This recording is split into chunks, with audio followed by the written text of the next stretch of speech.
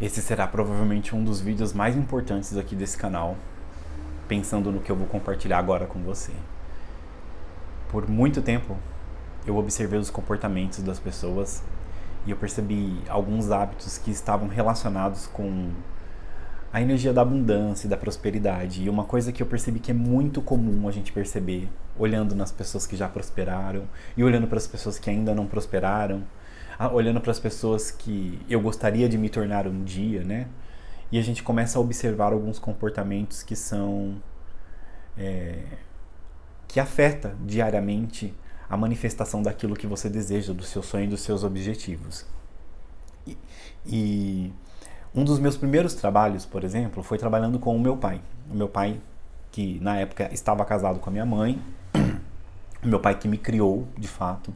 Ele tinha a profissão de pedreiro e, por sinal, no começo da carreira dele, ele era um exímio pedreiro, sabe? Muito conhecido, ganhou fama na cidade. A gente morava na cidade de Caraguatatuba, no litoral norte de São Paulo.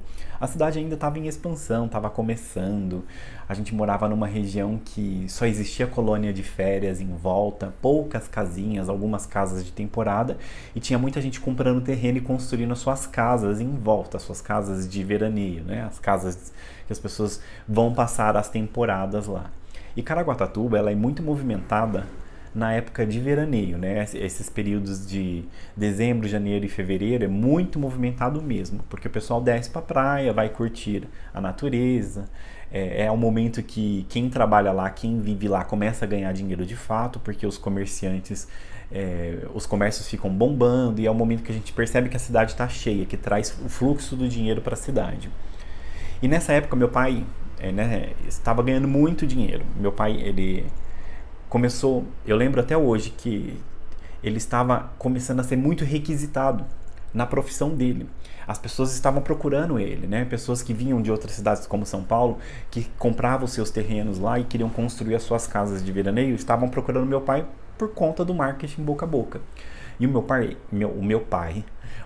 ele tinha o boca a boca dele muito bem desenvolvido, porque ele sempre foi um cara que ele passava muita parte do tempo dele fora de casa, fazendo amizade com o pessoal, e ele sempre foi um cara muito conversador, de muito diálogo. Só que ao mesmo tempo que ele era uma pessoa que atraía as coisas boas, atraía o fluxo da abundância do dinheiro, ao mesmo tempo ele também era uma pessoa que tinha um lado sombra muito exacerbado. Quanto mais o universo trazia para ele o fluxo do dinheiro e da abundância, mais ele desenvolvia o lado sombra dele, que era o apego ao vício, ao cigarro, à bebida alcoólica. E isso, para mim, para minha mãe, que sentiu na pele todos os dias a convivência com ele, foi muito difícil. Porque quando você convive com uma pessoa que tem um vício e esse vício está prejudicando ela, automaticamente a energia daquele vício também prejudica a gente que está em volta. E a nossa relação, minha, de filho com o pai, só piorava com o tempo. E não era só comigo, com os meus irmãos também. A minha mãe, coitada, eu nem sabe, eu tenho só lembranças do quanto ela tentou lutar por esse casamento, porque foi complicado. A gente viveu momentos assim horríveis dentro de casa, com o meu pai só piorando por conta da bebida alcoólica. E eu vou contar alguns trechos aqui que está muito relacionado com o que eu vou dizer, com o tema desse vídeo. O meu pai, quanto mais ele crescia, mais o lado sombra dele aflorava. E esse lado sombra, ele não era tratado. Ele estava saindo de dentro dele. Era uma coisa, sabe, que vinha da alma dele. Ele precisava tratar isso, porque estava, de uma forma, prejudicando toda a estrutura familiar nossa. E aí chegou um momento que o meu primeiro trabalho foi sendo com ele, ajudante de pedreiro. Eu tenho muito orgulho de ter participado dessa história dessa família, porque eu acredito que a gente tem que honrar as nossas raízes para conseguir dar outros saltos na vida. E ter vivenciado isso, para mim, é muito nítido, que eu tinha que vivenciar alguma experiência com ele e sentir na pele o lado sombra dele, para que a nossa família toda não se manifestasse aquele tipo de comportamento mais para o futuro. E por incrível que pareça, meu pai e minha mãe, eles sempre tiveram o vício do cigarro, né? A minha mãe cigarro e meu pai cigarro e álcool. Só que nenhum dos filhos foi para esse caminho. Olha que bonita essa história. Nenhum dos filhos, nenhum dos meus irmãos, se eles estiverem assistindo aqui, eles vão entender, eles vão lembrar dessa história. Nenhum deles pegou isso pra eles, sabe? Essa questão do vício. Uma que eu tenho uma história que um dia eu vou gravar num outro vídeo, porque senão vai ficar muito longo esse daqui. Eu tenho uma história com cigarro que, sabe, nunca deu muito certo. Eu tenho até um trauma com cigarro. Que uma vez eu fui pegar um cigarro lá que meu pai jogou de bituca no chão e ele me deu um tapa na boca, mas isso eu conto em outro vídeo. E eu guardei esse trauma pro resto da vida. Foi uma forma dele me educar. Ele era grosso, mas o jeito grosseiro dele me ensinou a nunca colocar cigarro na boca e eu nunca gostei de cigarro, sempre me deu dor de cabeça. Mas aonde que eu quero chegar com essa história? O meu pai, eu lembro de que ele chegou num momento, num estágio da vida dele, que ele tava com umas 4, 5 obras diferentes, sabe? 5 construções diferentes. Ele estava com mais de 10 ajudantes, 10 funcionários. E ele ia de obra em obra, sabe? Fazendo o negócio acontecer, fazendo o trabalho dele crescer, porque ele estava com prazo para entregar aquela obra, né? Para o cliente dele. E eu lembro que ele tinha um carro, era um chevetinho preto. Aquele chevetinho, gente, dava tanta dor de cabeça pra gente que eu tenho trauma de chevette. Eu não sei você, mas a gente mais empurrou aquele carro do que andou com aquele carro, sabe? Esse não é o mérito da questão, eu só lembrei do chevetinho aqui que eu queria compartilhar com vocês. Eu tenho uma história até hoje também que seria bom contar essa num vídeo que ele me levou pra escola uma vez, tava chovendo com aquele chevetinho, o chevetinho parou no meio da chuva e Caraguatatuba, quem lembra da época das antigas, era pura lama. Eu tive que sair do carro, ajudar ele a empurrar na chuva. A minha vontade naquele dia era desistir da escola e voltar pra casa, porque eu cheguei basicamente ensopado na escola. E são histórias da vida, né? Que a gente vai lembrando os perrengues que a gente vai vivendo. E aí, meu pai estava prosperando, estava ganhando dinheiro, estava atraindo a prosperidade, só que ao mesmo tempo que o dinheiro entrava, esse dinheiro ia embora, esse dinheiro não parava, o dinheiro escorria pelas mãos dele. E a gente que era família não via esse dinheiro, porque o meu pai, ele tinha um hábito de escassez dentro dele, que ao mesmo tempo que o dinheiro vinha, o fluxo do dinheiro entrava, o dinheiro ia por conta desses hábitos de escassez. O primeiro, o vício. Toda vez, todos os dias que ele terminava os serviços na obra, em vez dele ir direto para a casa dele, tomar um banho e curtir a família, o que esse homem fazia? Ficava no bar, tomando 2, 3, e ele não tomava só cerveja, ele tomava a pinga, tomava as cachaças dele. Sabe aqueles homens antigos, brucutu?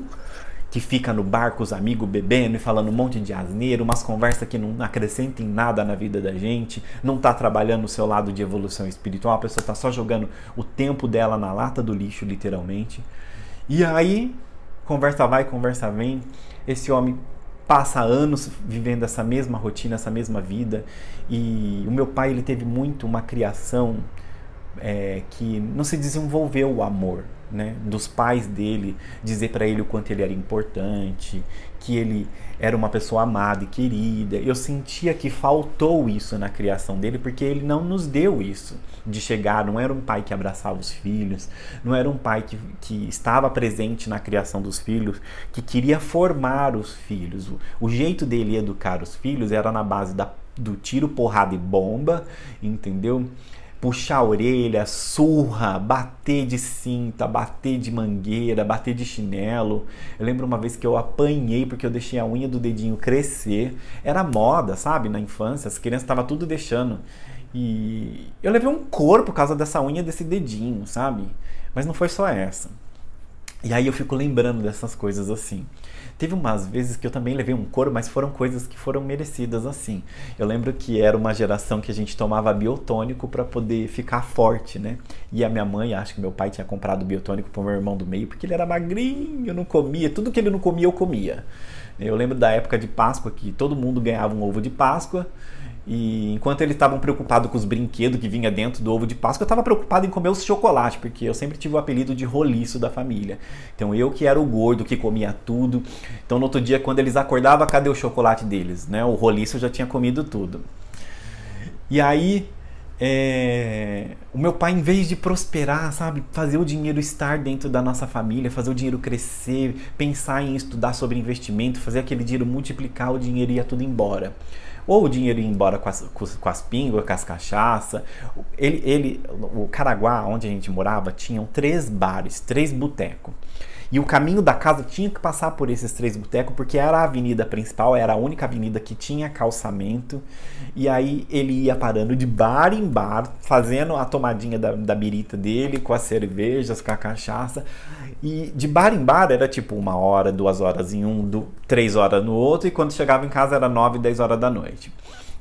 Ele chegava, gente, muito manguaçado, muito bêbado. E eu e a minha mãe, que estava em casa, os meus irmãos às vezes ficavam brincando nas ruas, então eles nem era mais novinho, sabe? Eles não vivenciaram o que eu e a minha mãe vivenciou na pele, de ter que conviver com uma pessoa assim. Ele chegava, em vez de tomar um banho, pegava outra cerveja na geladeira e continuava, e ligava um som alto daquelas músicas sertanejas das antigas, incomodava os vizinhos. E se a gente, eu que era adolescente, fosse abrir a boca, era um tapaço na minha cara, né? A minha mãe, então, coitada, só olhava de longe, assim, eu e ela, a gente se comunicava pelo olhar. A gente olhava um pro outro, assim, e fazia assim, ó. E a gente só pensando, ai meu Deus, até quando a gente vai viver isso? Até quando a gente vai viver com uma pessoa assim?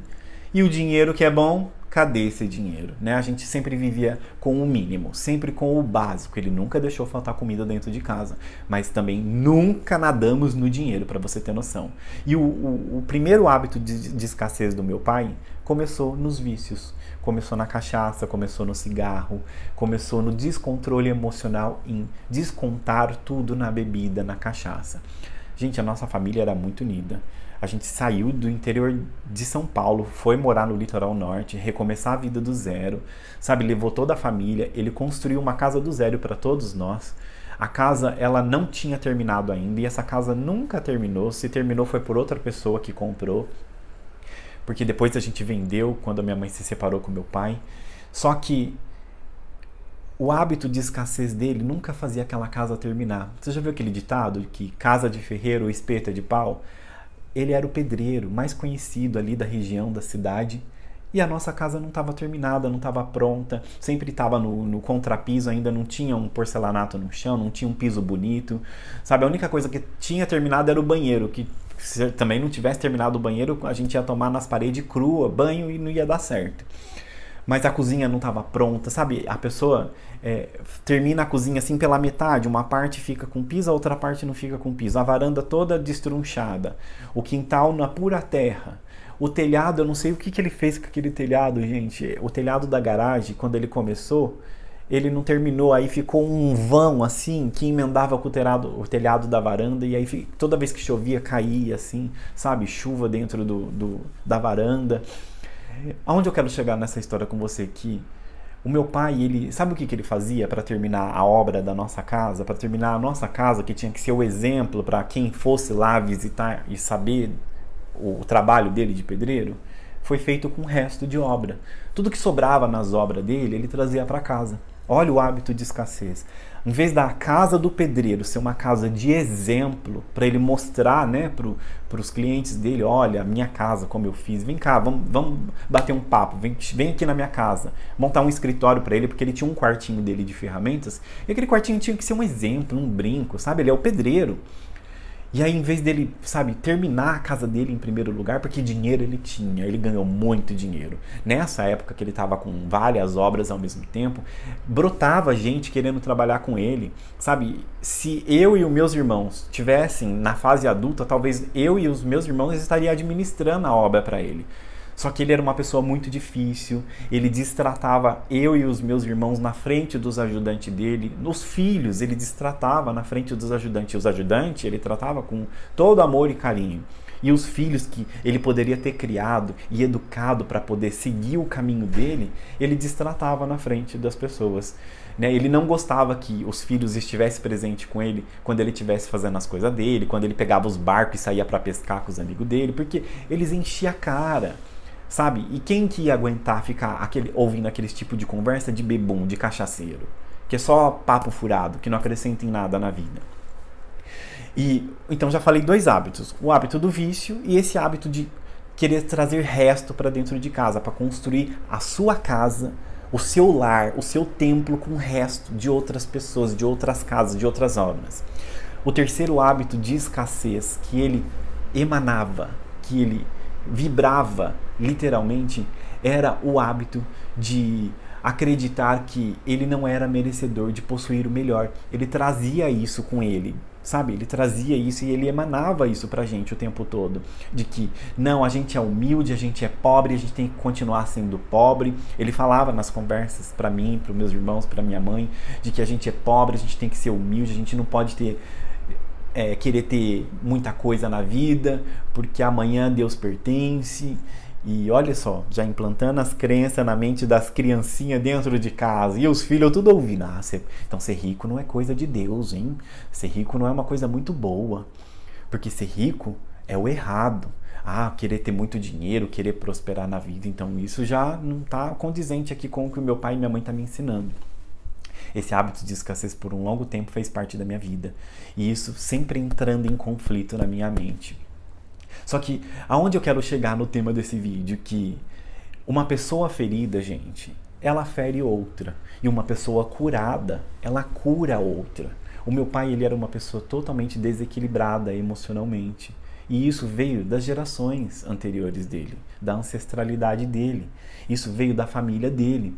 Eu comecei a observar, conforme eu fui crescendo, os hábitos da família, né? Os hábitos dos irmãos dele, os hábitos dos parentes, os hábitos da família, sabe? Que toda vez a gente ouvia uma história, mesmo morando longe, o que estava acontecendo com a família. O hábito de achar que a gente tem que ganhou um dinheiro, por exemplo, a família, quantas vezes tinha um dinheiro bom lá guardado? Não, vamos pegar esse dinheiro, vamos fazer um churrascão e gastar tudo e fazer a festa e comemorar o dia de hoje. E a pessoa não se planejava para o futuro. Cadê o futuro? Não, o futuro não é importante. Futuro, eu vou viver o hoje, vamos trabalhar e ganhar o dinheiro de hoje. E vamos torrar tudo com cachaça, com churrasco. A alegria dele era fazer o churrasquinho dele com as bebidas, cachaça dele e chamar os amigos lá para dentro de casa. Trazer pessoas estranhas para o convívio familiar. Gente que não estava ali com ele todos os dias. A mulher dele que fazia a comidinha dele, que passava a roupa dele, sabe? Que cuidava dele, sabe? Cadê a valorização disso? Muito pelo contrário. O tanto de desequilíbrio emocional que ele tinha afetava todos nós. Eu, minha mãe, meus irmãos. A gente vivia numa casa que era discórdia o tempo todo, era briga, era desconfiança. Ele chegava em casa bêbado, alcoólatra, e ele achava que a minha mãe estava aprontando, traindo com outro homem. A minha mãe dentro de casa o dia inteiro, uma mulher dona de casa, cuidando da casa, deixando a casa impecável de limpa, para esse homem chegar e só desfrutar da casa. Fazia uma comida maravilhosa para ele. Ela era o tipo de mulher que pegava o prato de comida, ia lá, colocava a comida para ele, colocava para ele em cima da mesa. Se bobear, minha mãe até abria a tal da cervejinha dele lá para agradar esse homem e colocava no copo. Faltava mais o que, gente? O que mais que falta? Uma pessoa desequilibrada emocionalmente ficar apontando o dedo para sua mãe que ela está traindo. Eu estava a maior parte do tempo com a minha mãe. A minha mãe, por mais que ela tinha os defeitos dela, ela também tinha algumas crenças de escassez, que eu já citei em alguns vídeos, mas a minha mãe, chega um momento na vida dela que ela começa a ter um estalo, começa a vir uma luz, e ela começa a enxergar uma luz no fim do túnel, e ela começa a falar, eu não vou esperar que esse homem me dê dinheiro, eu quero comprar os meus produtos de cabelo, eu quero comprar minhas roupas, porque ele lembrar que ele está vivendo com uma mulher e com uns filhos e precisa dar dinheiro para eles poderem também ter as suas coisinhas, né? Comprar suas coisas. Nossa, era uma luta quando a gente precisava comprar material de escola. Esse homem queria economizar no máximo. Eu lembro disso até hoje. Compra tudo do mais barato. Olha as crenças implantando tudo do mais barato. Mas quando você passava na frente do bar, você observava ele, tava lá a mesa cheia de cerveja que ele tinha tomado, cheio de casco de cerveja lá, lotado com os amigos. Agora para os filhos dentro de casa e para a mulher, vamos dar o mais barato, porque é o que eles merecem. E aí? Como que fica essa história? Tá vendo? A forma como você trata o outro é a forma como a abundância e a riqueza vai chegar na sua vida. Se você destrata da sua própria família, como que você vai prosperar? A riqueza está dentro de casa, ela começa com os nossos próprios parentes, com a nossa família, com o nosso pai, com a nossa mãe, com a nossa esposa, com o nosso marido, com os filhos.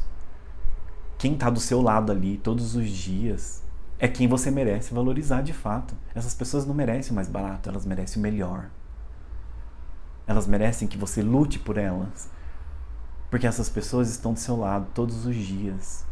Elas que estão vendo as suas lutas e suas vitórias. Cadê esses amigos hoje para ajudar meu pai que está largado lá na cidade dele, largado às traças? Cadê os melhores amigos dele que estavam lá bebendo cachaça com ele no boteco? O homem está quase cego lá, caindo aos pedaços. A irmã que deveria estar ajudando ele, cadê?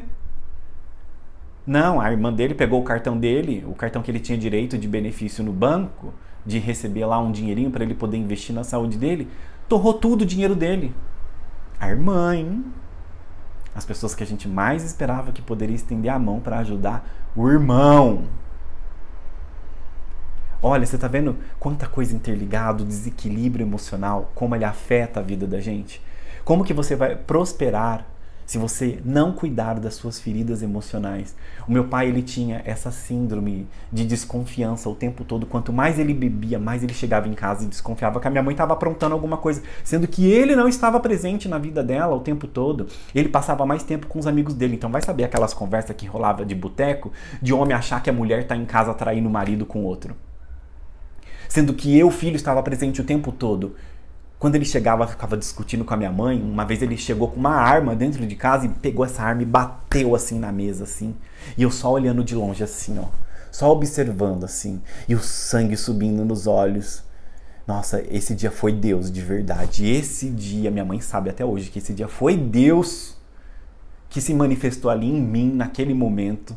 Porque, olha, eu poderia ter feito uma burrada nesse dia, de verdade. Eu poderia mesmo ter feito uma burrada nesse dia. Mas alguma coisa me falou assim, vai lá, pega essa arma enquanto ele entrou no banheiro e esconde essa arma. E eu escondi essa arma, ela estava carregada. Ela estava carregada. E a minha mãe, toda vez ela falava, calma, a gente vai resolver, vai resolver, vai resolver. Vai resolver e um dia a gente resolveu. A gente resolveu porque a luta dela não era só dela, era minha também. Era minha, porque a minha mãe, por mais que ela passava todo o sufoco na mão desse homem, ela ainda era inferiorizada por ser mulher. Ela não podia falar. Ela não podia exercer o direito dela de ser mulher dentro de casa. Quantos homens agem dessa forma com as suas esposas? Quantos homens batem nas suas mulheres? Até hoje eu lembro de uma cena do meu pai batendo na minha mãe, lá no interior de São Paulo. Eu tinha uns 6, 7 anos de idade, batendo nela por crise de ciúmes. Sendo que a minha mãe nem saía de casa, gente. Era uma dona de casa. Ninguém entrava naquela casa. A minha avó, a mãe dele, entrou no quarto assim, ficou olhando e falava para ele parar. Porque se alguém entrasse na frente dele, era capaz de levar um murro na cara. E eu só olhando da porta assim, chorando. Ele rasgou a roupa da minha mãe assim, na frente minha e da minha avó. Desequilíbrio emocional. Nessa época ele já tinha começado a beber. Ele já tinha começado a encher a cara. Onde eu quero chegar nessa história com você? Qualquer pessoa que tiver desequilíbrio emocional, que não cuidar das suas feridas, ela vai ferir outra pessoa. E enquanto você for uma pessoa que fere outras pessoas, seja por vício, por medo, por carência, por necessidade de ferir para se sentir bem, necessidade de colocar o outro como inferior e você superior, a prosperidade e a abundância ela não vai chegar na sua vida. O meu pai ele teve todas as ferramentas do universo para poder prosperar. Ele chegou no seu ápice de vida. Ele tinha mais ou menos uns 45 anos quando o dinheiro começou a entrar, jorrar na vida dele, de várias formas. Só que ele usava esse dinheiro para o vício descontrolado, para os prazeres momentâneos. Se ele tivesse aplicado isso numa poupança, que era o mais conhecido na época, se ele tivesse feito um investimento e estudar sobre investimentos, se ele tivesse investido na família, se ele tivesse pago um curso para os filhos. Eu lembro até hoje que eu tinha pedido um curso para ele Eu acho que eu já tinha uns 12 anos de idade. Naquela época estava começando ainda aquelas escolas de inglês. E Caraguá tinha uma escola de inglês lá no centro chamada, acho que era o FISC. Nem sei se existe ainda essa escola. FISC, é bem das antigas. E eu tinha pedido um curso para ele que eu acho que na época era R$ 150, 120, alguma coisa assim. E ele falou, pra quê fazer curso de inglês? Filho meu vai pegar na enxada. Filho meu não vai sentar em escritório. Nem questionei, só abaixei a cabeça e saí andando. Eu lembro até hoje da minha mãe olhar assim de longe. E aí isso ficou guardado na minha memória. Mas isso nunca foi uma forma de de me deixar triste, de me entristecer. Porque hoje, com a maturidade que eu tenho, com a forma que eu tenho de pensar, eu começo a enxergar que ele não recebeu o amor de pai e mãe. Eu acho que se ele recebeu um eu te amo na vida, foi muito. Esse eu te amo deve ter sido da minha mãe. Porque de pai e mãe eu tenho certeza que ele não deve ter recebido. Era uma geração difícil de dizer eu te amo para os seus filhos, porque era uma educação muito rígida. A história dele, ele começou a trabalhar muito cedo também. Da mesma forma que ele colocou eu e meus irmãos para trabalhar muito cedo. Eu e meu irmão do meio, porque o irmão mais novo é um raspa de tacho, literalmente. É o que se livrou da parte pior do meu pai. Porque quando ele começou a crescer, de fato, meu pai já estava numa fase muito ruim energeticamente, ao ponto dele nem ter que precisar mais conviver com ele. Mas eu e meu irmão do meio, olha, de verdade, a gente passou assim situações que eu não desejo pra ninguém. Aí você fala, Eduardo, você carrega mágoa disso? Não, eu não carrego mágoa. Eu acredito que tudo que a gente tem que passar, a gente tem que passar para transformar a gente no ser humano melhor. Tudo é experiência. Existem duas formas de você enxergar as situações na sua vida.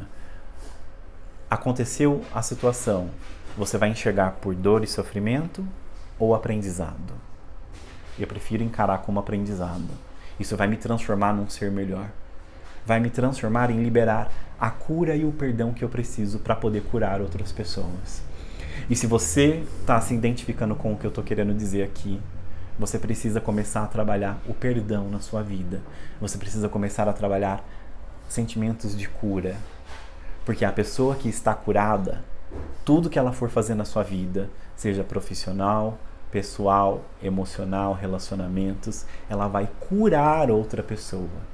Agora, enquanto você estiver ferido dentro de você, com mágoa, dor, ressentimento, tristeza, ódio, além de você estar vibrando numa frequência totalmente baixa, você vai atrair pessoas ainda para viver ciclos repetitivos e ainda vai prejudicar o outro. Consequentemente, a visão de Deus, na visão de Deus, na energia do universo, você ainda não está pronto para receber a abundância e riqueza na sua vida. Você não está pronto para prosperar. E não é só a prosperidade material que eu estou querendo dizer aqui para você. Não é só dinheiro, não. A prosperidade ela é uma energia, ela é um estado de frequência em que você chega nele e você vive em constante abundância, em constante alegria de viver. Sabe aquela alegria de viver e acordar e estar feliz e grato porque você chegou num estágio que ninguém mais te tira? É essa que eu estou querendo te dizer. Enquanto você não trabalhar isso, você vai continuar vibrando na energia da escassez. É isso. Acho que eu queria compartilhar algo pessoal que eu vivi. Acho que eu cheguei num ponto importante aqui. Acho que eu cheguei num estágio de poder compartilhar isso e falar tranquilamente sem chorar também, porque acredito que quando a gente toca num assunto e a gente não se sente mais emotivo, a gente usa isso como experiência e lição para outras pessoas, a gente também evoluiu. E eu espero que você chegue nesse estágio que eu estou chegando neste momento, de poder compartilhar isso com você sem me afetar energeticamente, entende? Espero que você tenha gostado de fato desse vídeo. Use isso como lição na sua vida. Guarde isso no seu coração. Se existe ainda alguma mágoa dentro de você, algum ressentimento com alguém, tá na hora de trabalhar isso. Tá na hora de colocar isso para fora. Usar isso como instrumento para você se curar. E se você se curar, você prospera, você vive a vida dos seus sonhos. Então, um grande beijo para você e a gente se vê então até os próximos vídeos. Até lá!